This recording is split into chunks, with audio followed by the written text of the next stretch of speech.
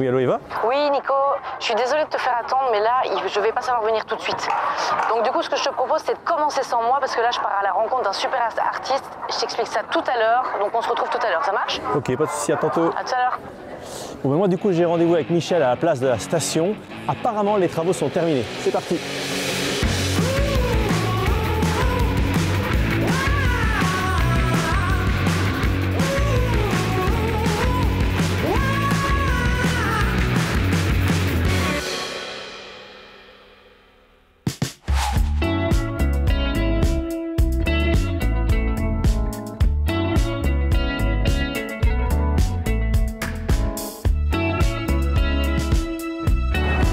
Bonjour Michel. Nico, bonjour. Alors on est ici devant la gare de Namur et je remarque que ça a quand même beaucoup changé. Mais c'était quoi en fait l'objectif de ces travaux?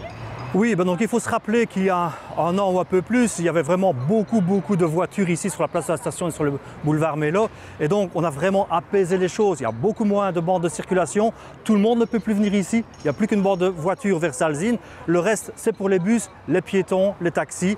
Et donc on a gagné beaucoup, alors évidemment, en qualité d'espace public, des beaux pavés, des largeurs de trottoirs très impressionnantes.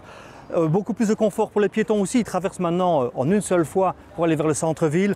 Donc vraiment, c'est le début de la ville apaisée qu'on souhaite. Elle est un peu végétalisée aussi, on a mis des plantations et le côté convivial, on y est parce qu'on va passer facilement de la gare vers le centre-ville. Donc voilà, on est dans une place publique qui est vraiment qualitative. C'est une belle entrée de ville à la sortie de la gare, gare ferroviaire, gare des bus. Top. Et du coup pour les bus, ça se passe comment en fait?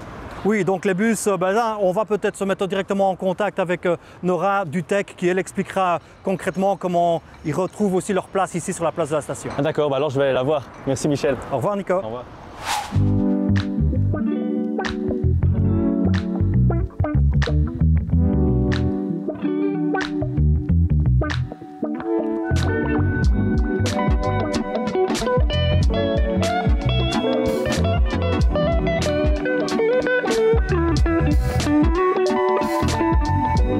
Bonjour Max. Bonjour Eva.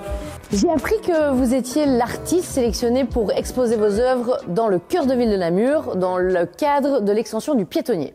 Oui, c'est bien ça. Est-ce que vous pouvez me parler de ce projet? Oui, un super projet, un sacré défi, un gros challenge.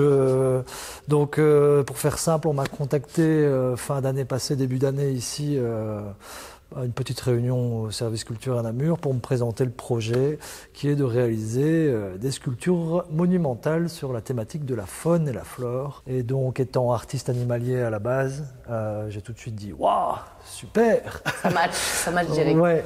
Et donc voilà, super projet puisque c'est carte blanche. Donc c'est à la fois super excitant, mais c'est aussi un gros défi, surtout que le timing est assez serré. D'accord. Et comment vous y prenez? Parce que c'est des œuvres qui sont assez particulières.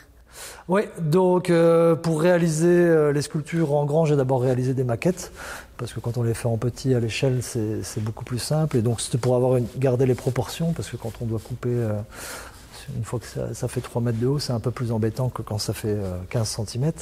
Et donc, étant artiste animalier, je travaille beaucoup la récup, le métal de récupération.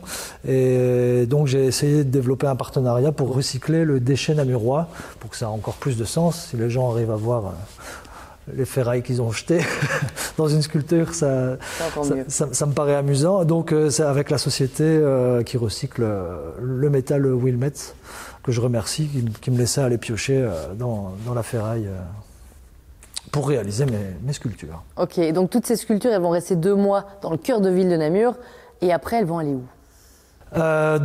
L'exposition dure de juillet à septembre, et ensuite les sculptures, il y en a une à mon avis qui va rester dans Namur même, et les autres seront dispatchées dans les villages avoisinants Namur. Très bien. Je vous remercie pour toutes ces infos. Merci à vous. Je pense que je vais vous laisser parce que vous avez encore pas mal de travail. Ouais, on y retourne. À bientôt. Merci.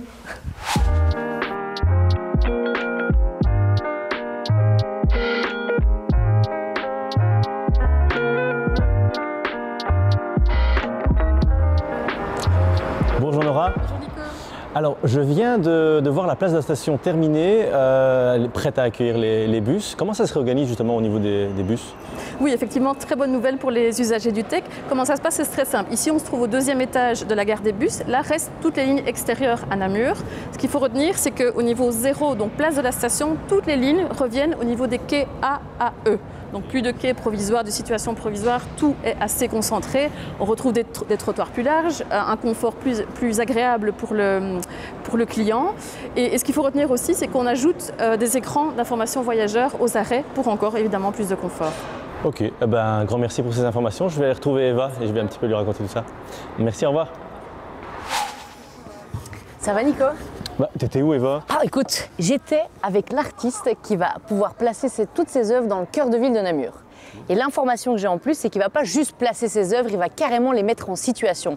Et je vous invite, et je t'invite aussi à venir les découvrir. Et toi du coup? Et moi j'ai vu les travaux de la place de la station, c'est terminé.